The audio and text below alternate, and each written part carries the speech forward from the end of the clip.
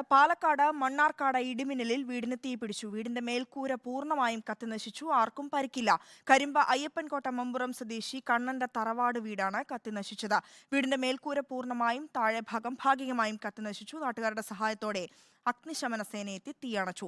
വിവരങ്ങളുമായി ഇക്ബാൽ അറക്കിലുണ്ട്. ഇക്ബാൽ, ആർക്കും പരിക്കില്ല എന്നത് ആശ്വാസകരം തന്നെയാണ്. എന്നാലും എത്രത്തോളം വലുതാണ് നാശനഷ്ടങ്ങൾ? പൊതുവെ പാലക്കാട്ടെ ഒരു സ്ഥിതി എങ്ങനെയാണ്? അൻസു, ഇന്ന് വൈകിട്ട് പാലക്കാട് ജില്ലയിൽ പല ഭാഗത്തും മഴ ശക്തി ആർജിക്കുന്ന ഒരു കാഴ്ചയാണ് കണ്ടത്. പ്രത്യേകിച്ച് മണ്ണാർക്കാട്, അട്ടപ്പാടി പോലുള്ള മലയോര മേഖലയിൽ ഇന്ന് വൈകിട്ടാണ് ഇത്തരത്തിലൊരു സംഭവം മണ്ണാർക്കാട് കരിമ്പ അയ്യപ്പൻകോട്ടയിൽ വെച്ച് നടക്കുന്നത്. മമ്പുറം സ്വദേശിയായ കണ്ണന്റെ തറവാട് വീടാണ് ഇത്തരത്തിൽ ഇടിമിന്നലേറ്റ് തീ പിടിക്കുന്ന അല്ലെങ്കിൽ കത്തി നശിക്കുന്ന ഒരു സാഹചര്യം ഉണ്ടായത്. ആ വീട്ടിൽ നിലവിൽ മമ്പുറം സ്വദേശിയായ റജീം കുടുംബവുമാണ് വാടകയ്ക്ക് താമസിക്കുന്നത്.